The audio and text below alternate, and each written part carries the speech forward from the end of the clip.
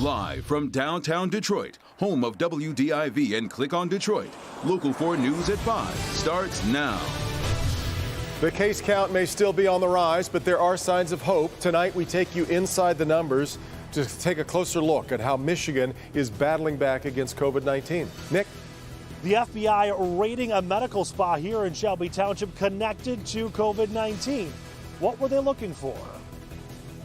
Okay, Nick, but we begin with a potential game changer for all Detroit public school students.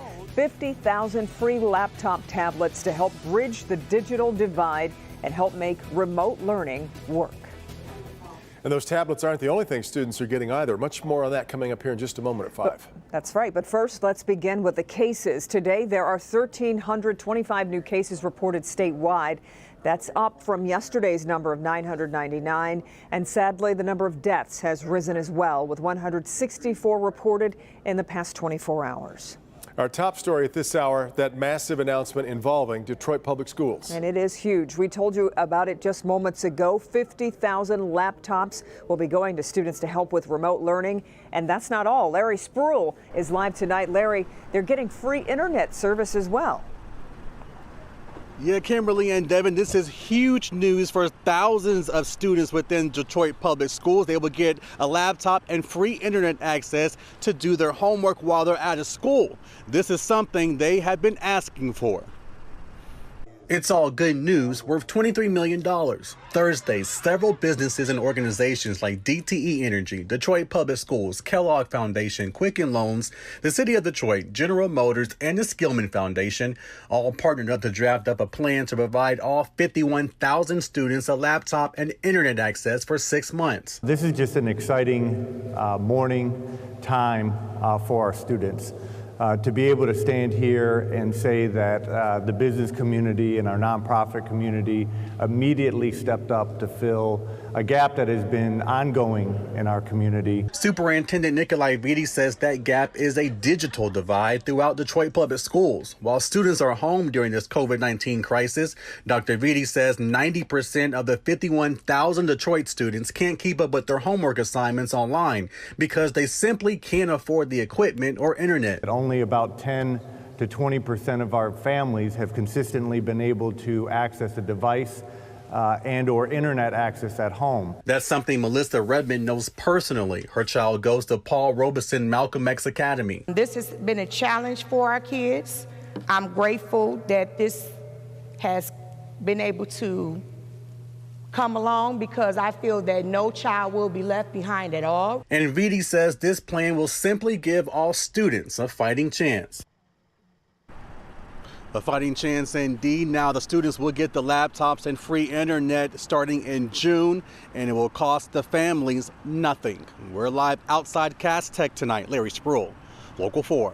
Huge announcement, Larry. Thank you. And all day today, we're taking a deeper dive to find out how distance learning is working for students. Ahead here at 5:30, see what 13 educators from across Metro Detroit say keeps them up at night and who they believe is losing out the most during these unprecedented times.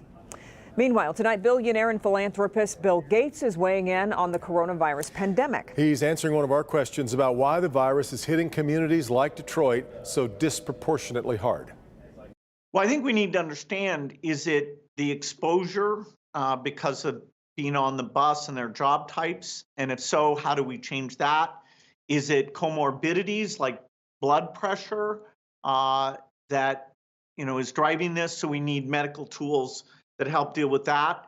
It's tragic to see the inequities that we have before the disease mapping into who the disease hits, whether it's race or low income. The sooner we understand that, the sooner we'll have a tactic that stops it from happening.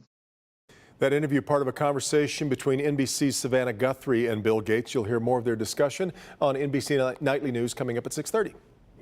Well, every day we bring you the state's daily tally of newly confirmed COVID-19 cases, deaths, and other statistics. But after 6 weeks of numbers, it's important to take a look at the overall perspective. Yeah, Dr. Frank George here to walk us through Michigan's data using the graphs that our ClickOnDetroit.com is publishing every day. Frank?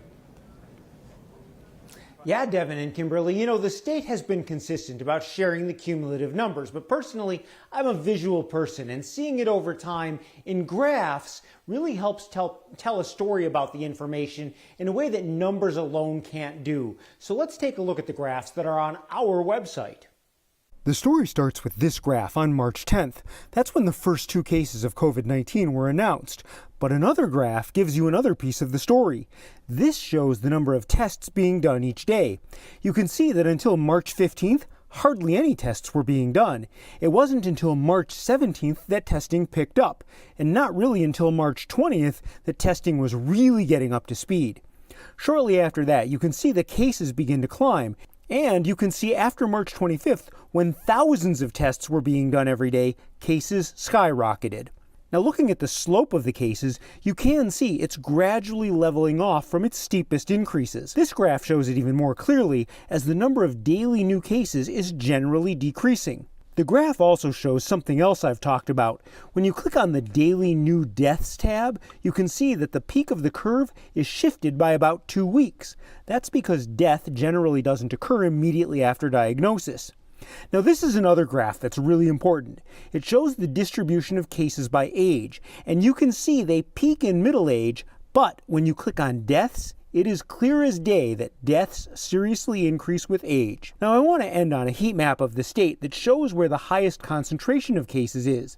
The best part of this is it's adjusted for population, and it shows how less populated areas can be disproportionately affected by even a few cases. Food for thought once the stay-at-home order is lifted and travel up north resumes.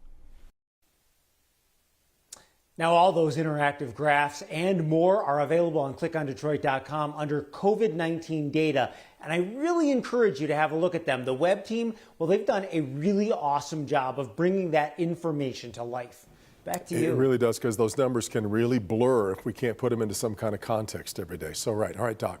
Now, a medical spa based in Shelby Township is under scrutiny tonight after the FBI raided Allure Medical Spa's headquarters this morning.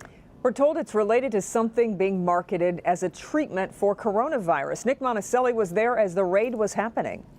The raid caught many by surprise early this morning, with FBI agents executing a search warrant at the headquarters of Allure Medical Spa at 26 Mile Road in Van Dyke. Agents went inside wearing full protective gear to protect themselves from possible exposure. Sources are telling us this raid is because Allure has been allegedly performing COVID-19 treatments, yet there is no approved cure-all.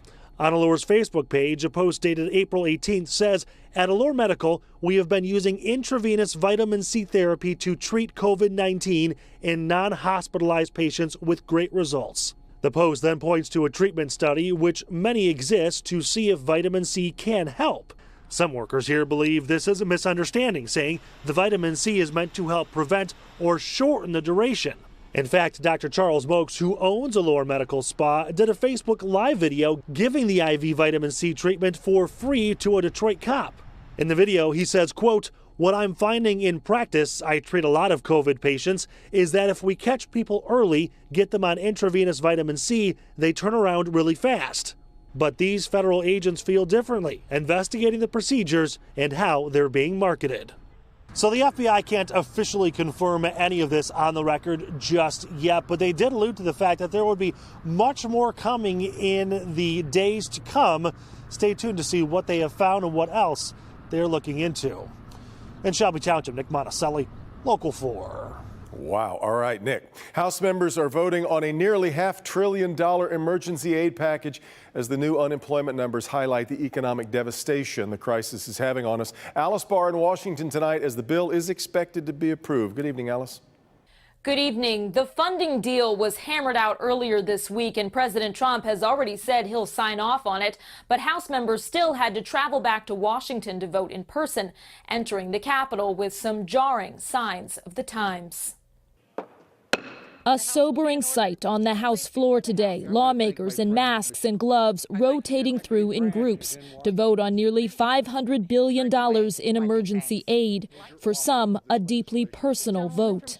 My dear sister, who is dying in a hospital in St. Louis, Missouri right now, infected by the coronavirus.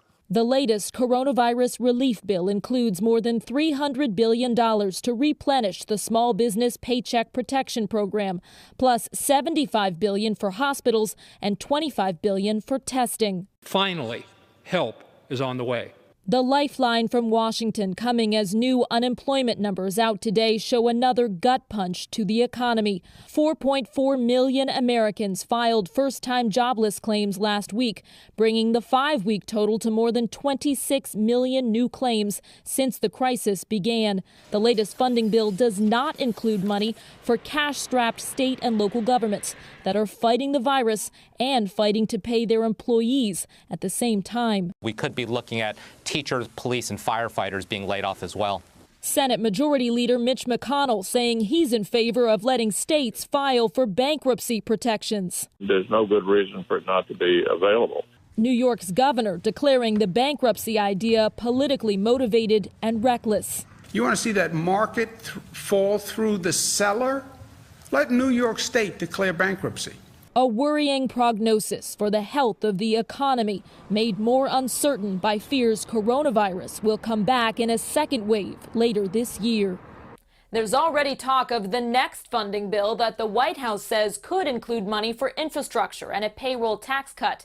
Democrats are pushing hard for money for states and other priorities like rent assistance. In Washington, I'm Alice Barr. Back to you. Okay, Alice, we've got much more ahead on the news here at 5. Here's Ben. Kim, finally looking up as we go into the weekend. Friday looks fantastic. The weekend, so-so. We'll show you what to expect for Saturday and Sunday next. So many of us right now are on our phones, our laptops, using technology like Zoom to connect with friends and family members, but the scammers know it. I have important information to help keep you safe while you're chatting online. Local nursing home workers sharing the inside story of what's going on there. There are some really bad actors of nursing homes. Their concerns about PPE. Should be discarded after one use, using that for upwards into 7 days. And the real number of COVID-19 cases. I just feel that it's a dishonesty factor. The